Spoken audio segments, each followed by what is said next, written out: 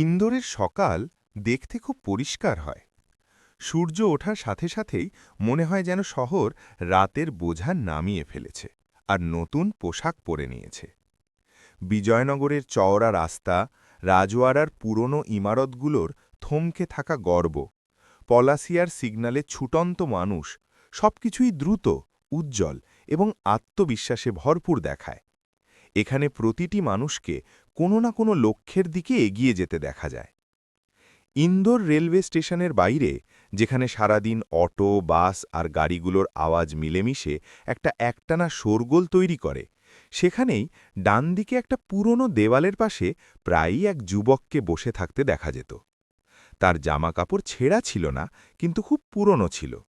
জুতোজোড়া এমন লাগত যেন অন্য কারো ফেলে দেওয়া।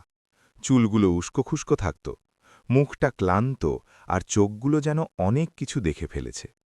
কিন্তু সেই চোখে কারো কাছে কিছু চাওয়ার অভ্যেস ছিল না। সেই যুবকের নাম ছিল নবনীত। মানুষজন এই নাম জানত না।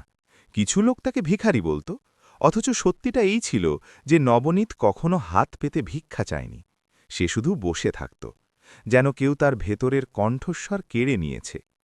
স্টেশনের বাইরে প্রতিদিন হাজার হাজার মানুষ যাতায়াত করত। কিছু মানুষ তাকে দেখত আর নজর সরিয়ে নিত। কেউ কেউ তাকে দেখেই ধরে নিত যে নিশ্চয়ই কিছু ভুল করেছে, তাই আজ এই দশা। কেউ কেউ দয়ার নামে একটা মুদ্রা তার দিকে ছুঁড়ে দিত। নবনীত প্রতিদিন ওই একই জায়গায় বসত। এমন কোনো দিন ছিল না যখন সে খুব একটা সামনে বা পেছনে সরেছে। সে নির্দিষ্ট কোনো জায়গার লোক ছিল না, কিন্তু তার জায়গাটা নির্দিষ্ট করে দেওয়া হয়েছিল, যেন সমাজ তার জন্য একটা কোণ নির্ধারিত করে দিয়েছে। সে কাউকে আটকাত না, কাউকে ডাকত না। সে শুধু দেখত ভিড়কে, গাড়িগুলোকে, ছুটন্ত মানুষকে, আর হয়তো নিজের জীবনের সেই অংশটাকে যা কোথাও অনেক পেছনে ফেলে এসেছে। কখনো কখনো তার চোখ কোনো মুখের ওপর স্থির হয়ে যেত। সেদিন সকালটাও তেমনই ছিল। ওই ভিড়ের মধ্যে একটা কালো গাড়ি এসে ধীরে ধীরে থামল। গাড়িটা সাধারণ ছিল না, তার জেল্লাই আলাদা ছিল। তার টায়ারগুলোর আওয়াজ আলাদা ছিল এবং তার থামার ভঙ্গিও আলাদা ছিল, যেন রাস্তার নিজে তাকে জায়গা করে দিচ্ছে। ড্রাইভার নিচে নামল, দরজা খুলল এবং গাড়ি থেকে এক মেয়ে বাইরে এলো। সেই মেয়েটি একা ছিল না, কিন্তু তার আশেপাশে দাঁড়িয়ে থাকা মানুষগুলোকেও তার সামনে ছোট মনে হচ্ছিল। তার চলনে এক স্থৈর্য ছিল, তার পোশাকের সাধারণত্বের ভেতর লুকিয়েছিল আভিজাত্য, আর তার মুখে ছিল সেই শীতল আত্মবিশ্বাস যা প্রায়ই টাকার সাথে চলে আসে। ইন্দোরের মানুষ টাকা চেনে। তারা তাকে দেখেই বুঝে গেল যে এ কোনো সাধারণ মেয়ে নয়। তার নাম ছিল অনুষ্কা সিংঘানিয়া, মহেন্দ্র সিংঘানিয়ার মেয়ে, ইন্দোরের বিখ্যাত শিল্পপতির একমাত্র উত্তরাধিকারিণী। তাকে শহরের প্রতিটি বড় মঞ্চে দেখা যেত। সোশ্যাল মিডিয়ায় তার নামের সাথে ইয়াং আইকন লেখা থাকত। মানুষ তার পোশাক, তার গাড়ি আর তার অনুষ্ঠানের কথা বলত। কিন্তু আজ সে স্টেশনের বাইরে কেন দাঁড়িয়েছিল, এটা কেউ বুঝতে পারছিল না। অনুষ্কা হাঁটতে হাঁটতে হঠাৎ থেমে গেল, তার দৃষ্টি একদিকে স্থির হয়ে গেল। সেই পুরনো দেওয়ালের পাশে নবনীত সেখানেই বসেছিল, যেমনটা প্রতিদিন বসত। প্রথমে তো অনুষ্কা কেবল তাকে দেখতে থাকল। তারপর সে এক পা এগিয়ে গেল এবং সরাসরি নবনীতের সামনে এসে দাঁড়াল। নবনীত তার চোখ তুলল। প্রথমবার কেউ তার চোখের দিকে কোনো ঘৃণা ছাড়া তাকানোর চেষ্টা করেছিল। এক মুহূর্তের জন্য তার চোখ থমকে গেল, যেন সে কিছু চিনে ফেলেছে অথবা কিছু ভুলে গিয়েছে। অনুষ্কা খুব মৃদু স্বরে জিজ্ঞাসা করল, তুমি এখানে কতদিন ধরে আছো? নবনীত কোনো উত্তর দিল না। তার নীরবতা কোনো জেদ ছিল না, ওটা ছিল ক্লান্তি। ওটা ছিল তার ভেতরের সেই শুকনো অংশের নীরবতা যেখানে শব্দ জন্মায় না। অনুষ্কা তার ব্যাগটা একটু ঠিক করে নিল। তার আঙুলগুলো হালকা কেঁপে উঠল। এই কাঁপুনি ভয়ের ছিল না, বরং সেই ব্যথার ছিল যা অনেক বছর ধরে ভেতরে বন্ধ হয়ে পড়েছিল আর আজ হঠাৎ নিঃশ্বাস নিতে শুরু করেছিল। সে আবার বলল, তোমার খিদে পেয়েছে নিশ্চয়ই, আমি খাবার এনে দিই। তার নজর শুধু নবনীতের ওপর ছিল, যেন পুরো ভিড়ের মধ্যে সে শুধু ওকেই দেখতে পাচ্ছে আর ওর পেছনে থাকা কোনো পুরনো গল্পকেও। নবনীত প্রথমবার ঠোঁট নাড়াল, আমার কিছু চাই না। তার শব্দগুলো ভাঙা ভাঙা ছিল, কিন্তু তার মধ্যে একটা জিনিস স্পষ্ট ছিল, স্বাভিমান। সেই স্বাভিমান যা দারিদ্র্য দিয়েও মরে না। অনুষ্কার চোখে জল চিকচিক করে উঠল। সে একটা গভীর নিঃশ্বাস নিল আর সেই কথাটা বলল, যা সেই সকালে ইন্দোর স্টেশনের বাইরের ভিড়কে হঠাৎ চুপ করিয়ে দিল। খাবার দেব, টাকাও দেব, কিন্তু আমার বাড়ি চলো। মানুষজন যেন একসাথে নিঃশ্বাস বন্ধ করে ফেলল। নবনীতের চোখ বড় বড় হয়ে গেল, তার ভেতরটা কেঁপে উঠল। সে মাথা নিচু করে নিল, যেন নিজেরই সত্যিকে তার ভয় লাগছে। অনুষ্কার গলা এবার কেঁপে গেল, কিন্তু সে থামল না। সে মৃদু স্বরে বলল, তুমি জানো না আমি কেন বলছি, কিন্তু যদি তুমি না আসো তবে আজ আবার একটা সত্যি চাপা পড়ে যাবে, আর সত্যি যদি চাপা পড়ে থাকে তবে মানুষ মরতে থাকে। ধীরে ধীরে এবার ভিড়ে সমস্ত নজর নবনীতের ওপর পড়ল। নবনীত ধীরে ধীরে তার হাত হাঁটুতে রাখল। আঙ্গুলে ধুলো ছিল, কিন্তু হাত কাঁপছিল। এক ২৫ বছরের যুবক ধীরে ধীরে উঠে দাঁড়াতে লাগল, যেন কত বছর পর কেউ তাকে মনে করিয়ে দিয়েছে যে সে কেবল একজন ভিখারি নয়। ইন্দোর রেলওয়ে স্টেশনের বাইরে সেই পুরনো দেওয়ালের কাছে কয়েক সেকেন্ড আগে পর্যন্ত যে বাতাস স্বাভাবিক মনে হচ্ছিল, তা হঠাৎ ভারী হয়ে গেল। মনে হচ্ছিল যেন শহরের শোরগোলের ওপর কেউ একটা পাতলা চাদর বিছিয়ে দিয়েছে। মানুষজন এখনও কথা বলছিল, কিন্তু তাদের গলার স্বরে এক অন্যরকম আমেজ ছিল। অনুষ্কা সিংঘানিয়ার বাক্যটা এখনও বাতাসে ভাসছিল, খাবার দেব, টাকাও দেব, কিন্তু আমার বাড়ি চলো। নবনীত কিছু সময় ওখানেই দাঁড়িয়ে থাকল। তার চোখ এদিক ওদিক ঘুরছিল না। সে ভিড়কে ভয় পাচ্ছিল, কিন্তু তার চেয়েও বেশি সে নিজেকে ভয় পাচ্ছিল। তার ভেতরের কোনো পুরনো ঘরের খিল নড়ে উঠেছিল। ভিড়ের মধ্যে নানা কথা উঠতে লাগল। কেউ হেসে বলল, ভাই কপাল দেখো। কেউ ফিসফিস করে কিছু বলল। কেউ অনুষ্কার পোশাক থেকে শুরু করে নবনীতের জুতো পর্যন্ত সব মেপে নিল, আর তারপর নিজের চোখে সেই পুরনো নোংরামি ভরে নিল, যা সমাজ খুব যত্ন করে পুষে রাখে। ওখানেই এক লোক দাঁত কিড়মিড় করে বলল যে যদি এই কথা তার মেয়ে বলতো তবে সে তাকে বাড়ি থেকে বের করে দিত। কেউ মোবাইল বের করে ভিডিও বানাতে বানাতে চড়া গলায় বলে দিল, আজ ইন্দোরে কোটিপতি মেয়ে এক ভিখারিকে বাড়ি নিয়ে যাচ্ছে। অনুষ্কা একবার ভিড়ের দিকে তাকাল। তার চোখে সেই ঘাবড়ানি ছিল না যা কাউকে ধরা পড়ে গেলে হয়। তার চোখে সেই দুঃখ ছিল যা কোনো সত্যিকে বহু বছর লুকিয়ে রাখলে জন্মায়। মনে হচ্ছিল যেন সে আজ পালাতে চায়, কিন্তু জানে যে আর পালানো সম্ভব নয়। সে নবনীতকে খুব ধীরে বলল যে সে তাকে জোর করে নিয়ে যাবে না, শুধু একবার তার কথা শুনে নিক। তার গলায় দয়া ছিল না, বরং ছিল এক ভেঙে পড়া মানুষের আকুতি। নবনীত তার ঠোঁট কামড়ে ধরল, তারপর খুব ধীরে জিজ্ঞাসা করল, আপনি আমাকে কেন? এই প্রশ্নটা সাধারণ মনে হতে পারে, কিন্তু এর ভেতরে পুরো জীবনটা লুকিয়েছিল। কেন আমাকে? আমার মতো মানুষকে কেন? আর এখনই কেন? অনুষ্কা এক মুহূর্তের জন্য চোখ বন্ধ করল, তারপর অত্যন্ত মৃদু স্বরে বলল যে তার মনে হয় সে নবনীতকে চেনে। এই শুনে নবনীতের শির দাঁড়ায় যেন একটা ঠান্ডা স্রোত বয়ে গেল। তার নজর অনুষ্কার মুখে আটকে গেল, কিন্তু সেই মুখটা তার কোনো ধনী মেয়ের মুখ মনে হল না। তাতে সে চেনা কিছু একটা দেখতে পেল, যেন কোনো ছবি যা বহু বছর আগে হারিয়ে গিয়েছিল হঠাৎ সামনে চলে এসেছে। তখনই পেছন থেকে অনুষ্কার ড্রাইভার ধীরে বলল যে ভিড় বাড়ছে, আর এখান থেকে চলে যাওয়াই ভালো হবে। অনুষ্কা মাথা নাড়ল। সে নবনীতকের দিকে হাত বাড়াল না, কারণ সে জানত যে কাউকে তোলার জন্যে হাত বাড়ানো সহজ, কিন্তু কাউকে সম্মান দেওয়ার জন্যে হাত পেছনে রাখাও জরুরি। সে শুধু বলল যে যদি সে যেতে চায় তবে গাড়ি দাঁড়িয়ে আছে। ওই শব্দগুলোর মধ্যে কোনো করুণা ছিল না। এই শহর প্রায়ই গরিবকে গরিব বানিয়ে রাখার জন্যেই বাঁচে, কারণ যদি গরিব ওপরে উঠে যায় তবে ধনীদের অহংকার ছোট হয়ে যায়। নবনীতের নজর নিজের থেকেই নিচে চলে গেল। তার সামনে দুটো রাস্তা ছিল। প্রথমত, সেই পুরনো দেওয়ালের পাশে বসে পড়া, ভিড়ের মধ্যে হারিয়ে যাওয়া আর নিজের ভেতরের সত্যিকে কবর দেওয়া। দ্বিতীয় রাস্তাটা নতুন ছিল, অনুষ্কার সাথে চলে যাওয়া আর সেই সত্যির সামনে দাঁড়ানো যা তাকে বছরের পর বছর ভেতরে ভেতরে মেরে আসছিল। সে চারদিকে তাকাল। কিছু মানুষ তাকে ঘৃণা ভরে দেখছিল। কেউ তাকে এমনভাবে দেখছিল যেন সে আর মানুষ নয়, বরং খবর হয়ে গিয়েছে। আর খুব অল্প কয়েকজন এমনও ছিল যাদের চোখে সত্যি চিন্তা ছিল, কিন্তু তাদের মুখ বন্ধ ছিল। সেই প্রশ্নটা ছুরির মতো নবনীতের ভেতরে ঢুকে গেল। কত সহজেই একটা মানুষের গায়ে তকমা লাগিয়ে দেওয়া হয়, যেন তার নাম, তার পরিশ্রম, তার কপাল সবকিছুই অর্থহীন। নবনীত তার দিকে তাকাল। তার মুখে রাগ ছিল না, শুধু ক্লান্তি ছিল, আর সেই বিষাদ যা ২৫ বছর বয়সেই মানুষকে বুড়ো বানিয়ে দেয়। সে শুধু বলল, না, আর তার গলা সেখানেই বুঝে এলো। অনুষ্কার মুখের রং বদলে গেল। সে তক্ষুনি গাড়ির দিকে ইশারা করে বলল, চলো। এবার এটা আদেশ ছিল না, বরং ডুবন্ত মানুষের আর্তনাদ ছিল। নবনীত এক পা এগিয়ে গেল। ভিড়ের মধ্যে গুঞ্জন শুরু হল। নবনীত এক মুহূর্তের জন্য চোখ বন্ধ করল। চোখ খুলে সে গাড়ির দিকে এগিয়ে গেল। অনুষ্কা ড্রাইভারকে দরজা খোলার ইশারা করল। নবনীত ভেতরে বসতেই সিটের নরম ভাবটা তার অদ্ভুত লাগল। তার মনে হল এই জায়গাটা তার জন্য তৈরিই হয়নি। তার হাতগুলো নিজের জামাকাপড় লুকাতে লাগল। তার মনে এই ভয় ঢুকে গেল যে তার এই পোশাকে গাড়ি নোংরা না হয়ে যায়। দারিদ্র্যের সবথেকে বড় ক্ষত এটাই, মানুষ নিজেকেই কলঙ্ক মনে করতে শুরু করে। অনুষ্কাও অন্য পাশে বসে পড়ল।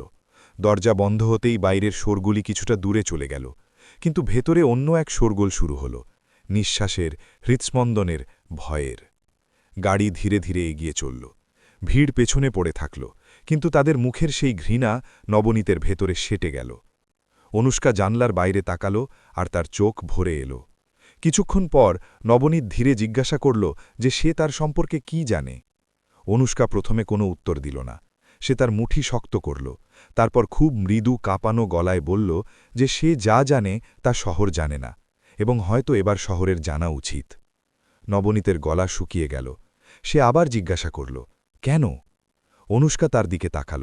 এখন তার চোখে দয়া ছিল না, শুধু অপরাধ বোধ ছিল। সে শুধু বলল যে যেদিন নবনীত ভেঙে গিয়েছিল সেদিন সেও ভেঙেছিল, আর যে তাকে রাস্তায় ফেলে গিয়েছিল সে তার নিজের লোক ছিল। গাড়ি এগিয়ে চলল। ইন্দোরের রাস্তায় আলো ছিল, জাল্লা ছিল, মানুষ ছিল, কিন্তু গাড়ির ভেতরে একটা সত্যি ধীরে ধীরে নিঃশ্বাস নিচ্ছিল। নবনীত চোখ নামিয়ে নিল। তার ভেতরের মাটি যেন কেঁপে উঠেছিল, কারণ যদি অনুষ্কা সত্যি বলে থাকে তাহলে সে ভিখারি ছিল না, সে কারো ভুলের প্রমাণ ছিল। আর এখন সেই প্রমাণ ইন্দোরের সবথেকে বড় বাড়ির দিকে এগিয়ে চলছিল। গাড়ি যখন বিজয়নগরের চওড়া রাস্তায় মোড় নিল, তখন ইন্দোরের জৌলুস আরও গভীর হয়ে গেল। দুই পাশে সাজানো গোছানো সব কড়ি। নবনীত জানলার বাইরে দিয়ে তাকিয়ে দেখছিল। তার বারবার মনে হচ্ছিল যে সে অন্য কোনো দুনিয়ায় প্রবেশ করেছে, এমন এক দুনিয়া যেখানে তার অস্তিত্বের কোনো নির্দিষ্ট স্থান নেই। গাড়ি এক বিশাল লোহার গেটের সামনে এসে থামল। গেটের ওপর নামটা জলজল করছিল, সিংঘানিয়া নিবাস। গাড়ি এক গেট খোলাল। ভেতরে ঢুকতেই সবুজায়ন, ফোয়ারার শব্দ আর একটা লম্বা রাস্তা দেখা গেল, যার শেষে সাদা পাথরের এক ভব্য প্রাসাদ দাঁড়িয়েছিল। নবনীতের ভেতরটা কুকড়ে গেল। তার জামা কাপড়, তার চলন বলন সবকিছুই তার কাছে হঠাৎ বোঝা মনে হতে লাগল। তার মনে হতে লাগল যে সে এখানে কোনো অতিথির মতো নয়, বরং কোনো ভুলের মতো পৌঁছেছে। অনুষ্কা গাড়ি থেকে নামল। সে এক মুহূর্ত থেমে নবনীতের দিকে তাকাল আর খুব ধীরে বলল যে ভয় পাবার দরকার নেই। দুজনে ভেতরে এলো। হলঘরটা এত বড় ছিল যে গলার আওয়াজও ফিরে আসার আগে ক্লান্ত হয়ে যাবে। দেওয়ালে দামি দামি পেইন্টিং টাঙানো ছিল, কাচের শোকেসে ট্রফি সাজানো ছিল, আর মাঝখানে ছড়িয়ে থাকা নিস্তব্ধতা কোনো ভারী বোঝার মতো টিকেছিল। এই নিস্তব্ধতা সাধারণ ছিল না। এটা সেই সব বাড়ির নিস্তব্ধতা যেখানে কথা কম হয় আর চেপে রাখা কথা বেশি থাকে। নবনীত জুতো খোলার চেষ্টা করল, কিন্তু তারপর থেমে গেল। অনুষ্কা সেটা দেখে নিল। সে বলল যে, থাক, এখানে মেঝের চেয়ে মন বেশি নোংরা। নবনীত চমকে গেল। সে প্রথমবার কোনো ধনী মানুষকে নিজের বাড়ির সম্পর্কে এমন তিক্ত সত্যি বলতে শুনল। তখনই সিঁড়ি থেকে এক গম্ভীর গলা ভেসে এলো। অনুষ্কার নাম ধরে ডাকাই গলাটা বাড়ির ছিল না, শাসনের ছিল। মহেন্দ্র সিংঘানিয়া নিচে নামছিলেন। তার বয়স ৫৫-র আশেপাশে ছিল। সাদা চুল, মাপা চালচলন আর চোখে সেই কঠোরতা যা বছরের পর বছর অন্যকে দাবিয়ে রাখলে তৈরি হয়। তিনি নবনীতের দিকে একবার তাকালেন, ঠিক ততটুকুই যতটুকু সময় মানুষ কোনো প্রাণহীন জিনিসের দিকে তাকায়। তিনি জিজ্ঞাসা করলেন যে এ কে? প্রশ্নটা সরাসরি ছিল, আর তার মধ্যে কোনো কৌতূহল ছিল না। অনুষ্কা একটা গভীর নিঃশ্বাস নিয়ে বলল যে এ অতিথি। মহেন্দ্র সিংঘানিয়ার মুখে এক হালকা হাসি ফুটে উঠল, সেই হাসি যা মানুষ নয়, আওকাত চেনে। তিনি খুব শান্তভাবে জিজ্ঞাসা করলেন যে একে কি স্টেশন থেকে তুলে আনা হয়েছে, যেন কোনো হিসেব চাইছেন। নবনীত মাথা নিচু করে নিল। তার ভেতরে সেই পুরনো অভ্যাস জেগে উঠল, নিজেকে ছোট করে নেওয়ার অভ্যাস। কিন্তু এবার অনুষ্কার গলা কড়া হয়ে গেল। সে পরিষ্কার বলল যে হ্যাঁ, আর একে বসতে দেওয়া হোক। মহেন্দ্র এক মুহূর্তের জন্য থামলেন। তিনি অনুষ্কাকে ভালো করে দেখলেন আর জিজ্ঞাসা করলেন যে আজ কি সে অন্য কিছু করছে নাকি নতুন কোনো অভিযান শুরু করেছে। অনুষ্কা কোনো উত্তর দিল না। সে সোফার কাছে গেল আর নবনীতকে বসার ইশারা করল। নবনীত বসে পড়ল। সোফাটা নরম ছিল, কিন্তু তার পিঠ শক্ত হয়েছিল, যেন শরীর আরাম চাইছে আর মন ক্ষমা। মহেন্দ্র আবার নবনীতকে দেখলেন। হঠাৎ তার চোখ এক মুহূর্তের জন্য থমকাল, খুব হালকা থমকানো, যা মানুষ তখনই লুকিয়ে ফেলে। তিনি তার নাম জিজ্ঞাসা করলেন। নবনীত খুব ধীরে নিজের নাম জানাল। মহেন্দ্রর হাতের আঙুলগুলো চেয়ারের হাতলে শক্ত হয়ে বসল, ঠিক এক মুহূর্তের জন্য। তারপর তিনি নিজেকে সামলে নিলেন আর পুরো নাম জিজ্ঞাসা করলেন। নবনীত মাথা তুলে বলল, নবনীত শর্মা। ঘরের পরিবেশ বদলে গেল। বাতাস নয়, বরং সময় বদলে গেল। মহেন্দ্রর চোখে প্রথমবার অস্বস্তি নামল। তিনি অনুষ্কার দিকে তাকালেন। অনুষ্কার চোখ ভেজা ছিল, কিন্তু সে স্থির হয়ে দাঁড়িয়েছিল। মহেন্দ্র নিচু স্বরে জিজ্ঞাসা করলেন যে সে এটা কিভাবে জানতে পারল। নবনীত বুঝতে পারল না কোন কথাটার কথা বলছেন। সে মহেন্দ্রর মুখের দিকে তাকিয়েছিল, আর হঠাৎ তার কিছু একটা চেনা মনে হল। ভ্রুয়ের গড়ন, চোখের ভঙ্গি আর সেই একই নীরবতা। তার ভেতরটা নড়ে উঠল, যেন কোনো ছবি যা বহু বছর আগে ছিঁড়ে ফেলা হয়েছিল হঠাৎ জোড়া লাগতে শুরু করেছে। অনুষ্কা বলতে শুরু করল। সে বলল যে মহেন্দ্রই বলেছিলেন কিছু কথা ঘরের চার দেওয়ালের মধ্যেই দাফন থাকা উচিত, কিন্তু কিছু কথা রাস্তায় ঘুরে বেড়ায়। মহেন্দ্রর মুখ শক্ত হয়ে গেল এবং তিনি চড়া গলায় একে আজেবাজে কথা বললেন। অনুষ্কা চোখ বন্ধ করল আর খুব ক্লান্ত গলায় বলল যে ২৫ বছর আগে যখন একটা মানুষের থেকে তার পরিচয়, তার অধিকার আর তার জীবন কেড়ে নেওয়া হয়েছিল, তখনও এটাই বলা হয়েছিল যে দুনিয়ার জানার দরকার নেই। নবনীতের মাথা ঘুরতে লাগল। তার কানে নানা শব্দ প্রতিধ্বনিত হতে লাগল। এক পুরুষের চিৎকার, এক মহিলার কান্না আর এক শিশুর নিস্তব্ধতা। মহেন্দ্র চেয়ারটা শক্ত করে ধরলেন আর বললেন যে এই সব বন্ধ করা হোক। কিন্তু অনুষ্কার সামনে এগিয়ে গেল আর জিজ্ঞাসা করল যে এই সব কি এই জন্য বন্ধ করা হোক কারণ আজ সেই বাচ্চাই তাদের সামনে বসে আছে। নবনীত ঝট করে মাথা তুলল। তার গলা কেঁপে গেল। মহেন্দ্র এবার আর নজর সরালেন না। তার চোখে ভয় ছিল। প্রথমবার তিনি বললেন যে নবনীতের ভুল হচ্ছে। নবনীত দাঁড়িয়ে পড়ল। তার পা টলছিল। সে বলল যে তার মাকে মনে আছে, তার গলার আওয়াজ, তার চোখ আর সেই মানুষটা যে বারবার বলত যে সব ঠিক হয়ে যাবে। মহেন্দ্রর মুখ ফ্যাকাশে হয়ে গেল। অনুষ্কা ধীরে বলল যে সেই মানুষটা আপনিই ছিলেন। ঘরে নীরবতা ভেঙে গেল। এটা এখন আর শান্তির শব্দ নয়, বরং ভেঙে পড়া সত্যির শোরগোল। নবনীতের নিঃশ্বাস দ্রুত হয়ে গেল। সে অবিশ্বাসের সুরে জিজ্ঞাসা করল যে এটা কিভাবে সম্ভব। মহেন্দ্রর গলা ভেঙে গেল। তিনি বললেন যে সত্যি এটাই। তিনি চেয়ারে বসে পড়লেন, যেন বছরের পর বছর ধরে বয়ে চলা বোঝা এক নিমেষে নেমে এসেছে।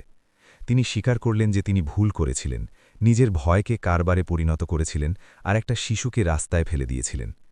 অনুষ্কার চোখ দিয়ে জল পড়তে লাগল। সে জিজ্ঞাসা করল যে তবে সে কোন অপরাধের মেয়ে। নবনীত মাথা নিচু করে নিল। তার ভেতরে কিছু ভাঙছিল, আবার কিছু জুড়ছিল। এখন সে জেনে গিয়েছিল যে সে কেবল এক উপেক্ষিত যুবক ছিল না, সে ছিল এক পরিত্যক্ত সত্যি। আর যে বাড়িতে সে দাঁড়িয়ে আছে সেই বাড়িই তার জীবনের সবথেকে বড় প্রশ্ন হয়ে দাঁড়িয়েছে। ঘরে এখন আর কোনো আওয়াজ ছিল না, শুধু নিঃশ্বাসের ভারী হৃৎস্পন্দন শোনা যাচ্ছিল।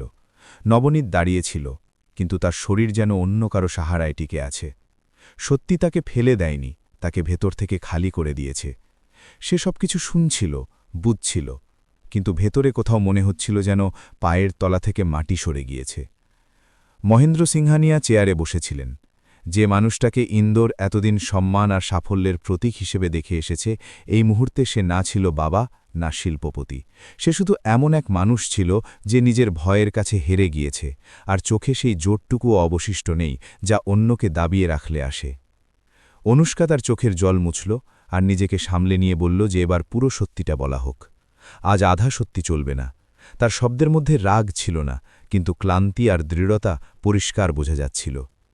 মহেন্দ্র চোখ বন্ধ করলেন, যেন অতীতের পরতগুলো এখন একসাথে দরজায় কড়া নাড়ছে, আর তাদের উপেক্ষা করা এখন আর সম্ভব নয়। তিনি ধীর গম্ভীর গলায় বলতে শুরু করলেন। ২৫ বছর আগে তিনি আজ যতটা বড় ততটা ছিলেন না, কিন্তু তার স্বপ্ন অনেক বড় ছিল। ঘরের দেওয়ালগুলো যেন পেছনে সরতে লাগল, আর সময় বদলে যেতে লাগল। ২৫ বছর আগের ইন্দোরও শহর ছিল, কিন্তু আজকের মতো এত ঝকঝকে ছিল না। মহেন্দ্র সিংহানিয়া তখন একজন উদীয়মান ব্যবসায়ী ছিলেন। টাকার অভাব ছিল, কিন্তু লোভের অভাব ছিল না। সেই সময়েই নবনীতের মা শান্তি শর্মা তার কোম্পানিতে অ্যাকাউন্টসের কাজ করতেন। তিনি একজন সাধারণ শিক্ষিত আর বিশ্বাসী মহিলা ছিলেন। না তার কোনো বড় পদ ছিল, না কোনো বড় স্বপ্ন, শুধু একটা নিরাপদ আর সম্মানজনক জীবন। মহেন্দ্র স্বীকার করলেন যে শান্তি অত্যন্ত সৎ ছিলেন, এতটাই সৎ যে তার কাছে মহেন্দ্রের চুরি ধরা পড়ে গেল। একটা ফাইল, একটা সই আর একটা জমি কেলেঙ্কারি। শান্তি শুধু প্রশ্ন করেছিলেন, ব্যাস, শুধু প্রশ্ন। সেদিন মহেন্দ্রের মুখ কঠোর হয়ে গিয়েছিল। তিনি বলেছিলেন যে তিনি বড় বড় কাজ বোঝেন না। শান্তি শান্ত কিন্তু দৃঢ় স্বরে জবাব দিয়েছিলেন যে ভুল কাজ করলেই তা বড় হয়ে যায় না। এখান থেকেই ভয়ের জন্ম হল। মহেন্দ্রের মনে হল যদি এই মহিলা মুখ খোলেন তবে তার সবকিছু শেষ হয়ে যাবে। প্রথমে তিনি শান্তিকে চাকরি থেকে বের করে দিলেন, কিন্তু তিনি থামলেন না। তিনি অভিযোগ করার কথা বললেন, আইনি পথে যাওয়ার কথা বললেন। এই মোড়েই মহেন্দ্র নিজের জীবনের সবথেকে কাপুরুষোচিত সিদ্ধান্ত নিলেন। তিনি নিজের প্রভাব খাটালেন, পুলিশ, কাগজপত্র আর মিথ্যে অভিযোগ। শান্তি শর্মাকে কেলেঙ্কারিতে ফাঁসিয়ে দেওয়া হলো। তার চাকরি চলে গেল, তার ইজ্জত চলে গেল, আর সমাজের দরজা একটা একটা করে বন্ধ হয়ে গেল। সেদিন শান্তি নিজের ছোট ছেলের হাত ধরে কোম্পানির বাইরে দাঁড়িয়েছিলেন। নবনীত তখন মাত্র 5 বছরের ছিল। সে নিষ্পাপভাবে জিজ্ঞাসা করেছিল যে তারা বাড়ি কবে যাবে। শান্তি হেসেছিলেন, কিন্তু সেই হাসির পেছনে গভীর ভয় লুকিয়েছিল। কিছু মাস পর শান্তি অসুস্থ হয়ে পড়লেন। ওষুধ দামি ছিল আর সাহায্যের সব রাস্তা বন্ধ হয়ে গিয়েছিল। তারপর এক রাতে তিনি চলে গেলেন। নবনীতের গলা কেঁপে উঠল যখন সে বলল যে তার আজও মনে আছে মা বলেছিলেন যদি তিনি না থাকেন তবে কারও ওপর ভরসা না করতে। অনুষ্কা এটা শুনতেই চোখ বন্ধ করল, তার কলিজা যেন কেউ মুচড়ে দিল। মহেন্দ্র আরও জানালেন যে এরপর তিনি সেই বাচ্চাটিকে স্টেশনের পাশে দেখেছিলেন। কিছুদিন ধরে এটা শুনে নবনীত ঝট করে মাথা তুলল আর জিজ্ঞাসা করল যে তিনি কি জানতেন। মহেন্দ্র মাথা নিচু করে নিলেন আর হ্যাঁ বললেন। ওই শব্দটা ছোট ছিল, কিন্তু তার মধ্যে পুরো একটা জীবন চাপা ছিল। তিনি বললেন যে তিনি চাইলে কিছু করতে পারতেন, কিন্তু তিনি করেননি। অনুষ্কার গলা ফেটে পড়ল। কেন? মহেন্দ্র চোখ দিয়ে জল গড়িয়ে পড়ল। তিনি বললেন যে যদি তিনি সাহায্য করতেন তবে সত্যিটা বেঁচে থাকত আর তিনি সত্যিটাকে ভয় পেতেন। নবনীতের মুঠি শক্ত হয়ে গেল। সে জিজ্ঞাসা করল যে তবে কি তিনি তাকে দেখতে থাকলেন আর চুপ থাকলেন?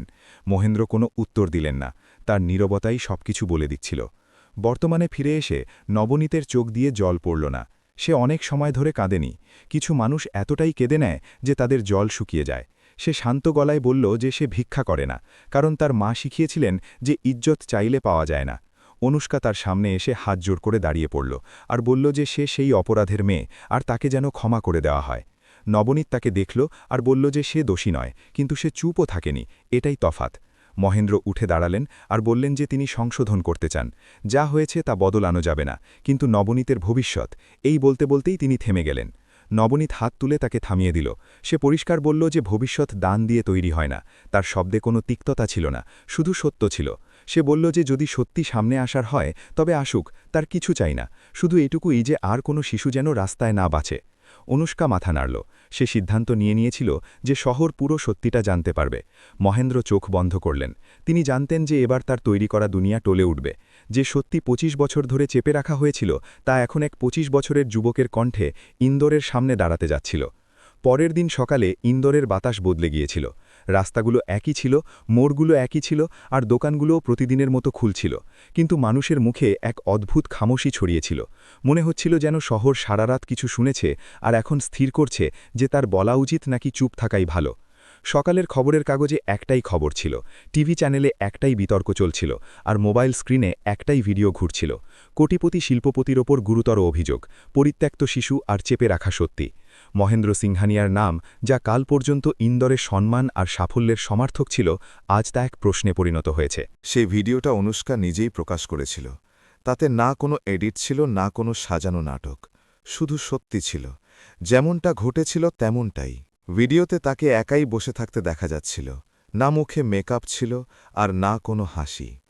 তার গলা স্থির ছিল, কিন্তু ভেতরের ভাঙন পরিষ্কার অনুভব করা যাচ্ছিল। সে বলেছিল যে সে মহেন্দ্র সিংহানিয়ার মেয়ে, আর সেই অপরাধের সাক্ষীও, যাকে তার বাবা বছরের পর বছর চেপে রেখেছিলেন। সে জানিয়েছিল যে যে শিশুটিকে সিস্টেম আর ভয়ের কারণে রাস্তায় ফেলে দেওয়া হয়েছিল, সেই আজ এক যুবক হয়ে তাদের সামনে দাঁড়িয়ে আছে। তার নাম নবনীত শর্মা, এবং এই গল্পটা দয়ার নয়, বরং জবাবদিহিতার। ভিডিওর শেষে ক্যামেরা নবনীতের ওপর গেল। সে সেই সাধারণ জামাকাপড়ই পরেছিল। তার চোখে না রাগ ছিল না প্রতিশোধের আগুন। সে শুধু এটুকুই বলেছিল যে সে ভিক্ষা চায় না, সে সত্যি চায়, যাতে পরের কোনো বাচ্চা তার মতো না হয়। কোনো স্লোগান ছিল না, কোনো আবেদন ছিল না, এটুকু বলাই শহরকে চুপ করিয়ে দেওয়ার জন্য যথেষ্ট ছিল। সেদিন মহেন্দ্র সিংহানিয়া কোনো প্রেস কনফারেন্স করেননি। তিনি না উকিলদের সাথে কথা বলেছেন, না কোনো চ্যানেলকে সাফাই দেওয়ার চেষ্টা করেছেন। তিনি নিজের ঘরে একা বসে থাকলেন। প্রথমবার দেওয়ালে টাঙানো ছবিগুলো তাকে বিদ্রূপ করছে বলে মনে হচ্ছিল। ট্রফিগুলো বোঝা হয়ে দাঁড়িয়েছিল, আর চারদিকে ছড়িয়ে থাকা নিস্তব্ধতা কোনো সাজা হয়ে তাকে জাপটে ধরেছিল। বিকেল হতে না হতেই খবর এলো যে মহেন্দ্র সিংহানিয়া কোম্পানির সব পদ থেকে পদত্যাগ করেছেন। তদন্ত শুরু হয়ে গিয়েছিল, পুরনো নথিপত্র সামনে আসতে শুরু করেছিল, আর বছরের পর বছর ধরে চাপা থাকা ফাইলগুলো এখন কথা বলতে শুরু করেছিল। ইন্দর নিজের চোখে দেখে নিল যে টাকা দিয়ে কেনা নীরবতা সত্যির সামনে বেশি দিন টিকতে পারে না। নবনীত সেদিন স্টেশনে গেল না। সে সিংহানিয়া নিবাসের পাশে তৈরি একটা ছোট গেস্ট রুমেই থাকল। ঘরটা ছোট আর সাধারণ ছিল, কিন্তু পরিষ্কার পরিচ্ছন্ন। সে জানলার পাশে বসে বাইরে গাছগুলোকে দুলতে দেখছিল। তার মনে পড়ল কখনো সেও এই গাছের নিচেই ঘুমিয়ে পড়ত, খোলা আকাশ দেখতে দেখতে। অনুষ্কা ধীরে ধীরে ঘরে এলো। তার হাতে দুটো চায়ের কাপ ছিল। সে নবনীতকে বলল যে সে তার জন্যে কিছুই ঠিক করেনি, না চাকরি না বাড়ি। সে যা চায় তাই করবে। নবনীত চায়ের কাপটা নিল আর বলল যে এটা প্রথমবার যখন কেউ তাকে তার ইচ্ছের কথা জিজ্ঞাসা করেছে। দুজনে কিছুক্ষণ চুপ থাকল। এই নীরবতা ভারী ছিল না, বরং শান্তিতে ভরা ছিল। কিছুক্ষণ পর নবনীত বলল যে সে কিছু সময়ের জন্যে শহর ছাড়তে চায়। অনুষ্কা কোনো প্রশ্ন ছাড়াই মাথা নেড়ে বলল যে সে যেখানে যেতে চায় যেতে পারে। তারপর নবনীত এটাও বলল যে যা কিছু তার সাথে হয়েছে তা শুধু তার গল্প নয়, আর সে চায় না এই গল্প শুধু তার মধ্যেই সীমাবদ্ধ থাক। অনুষ্কা বুঝে গেল। কিছুদিন পর ইন্দোর রেলওয়ে স্টেশনের বাইরে সেই পুরনো দেওয়াল দাঁড়িয়েছিল, আর সেই জায়গাটাও। নবনীত শহর থেকে চলে গেল। সে কোথায় গেল এটা সে কাউকে জানায়নি। হয়তো পাহাড়ের দিকে বা কোনো ছোট শহরের দিকে। সে ভিড় থেকে দূরে থাকতে চাইছিল, কিন্তু সত্যি থেকে নয়। অনুষ্কা তাকে স্টেশনে ছেড়ে দিয়ে এলো। এবার না কোনো ক্যামেরা ছিল, না কোনো ভিড়। অনুষ্কা জিজ্ঞাসা করল যে সে কি ফিরবে। নবনীত হালকা হাসির সাথে বলল যে সে কোথাও গিয়েছেই বা কবে, এখন শুধু দেখা যেতে শুরু করেছে। ট্রেন চলতে শুরু করল, আর অনুষ্কা অনেকক্ষণ প্ল্যাটফর্মে দাঁড়িয়ে তাকে দেখতে থাকল। সে এটা বুঝতে পেরেছিল যে কোনো মানুষকে বাড়ি দেওয়া বড় কথা নয়, বরং কোনো মানুষকে সত্যি দেওয়া সবথেকে বড় দায়িত্ব। যদি এই গল্পটি আপনার হৃদয়ের কোনো কোণ স্পর্শ করে থাকে, আপনার চোখকে অশ্রুসজল করে থাকে, তবে এই ভিডিওটি অবশ্যই লাইক করবেন। একে আপনার সকল সাথী ও বন্ধুদের সাথে শেয়ার করুন, যাতে ভালোবাসা আর মনুষ্যত্বের এই প্রদীপ জ্বলতে থাকে। চ্যানেলটিকে সাবস্ক্রাইব অবশ্যই করবেন।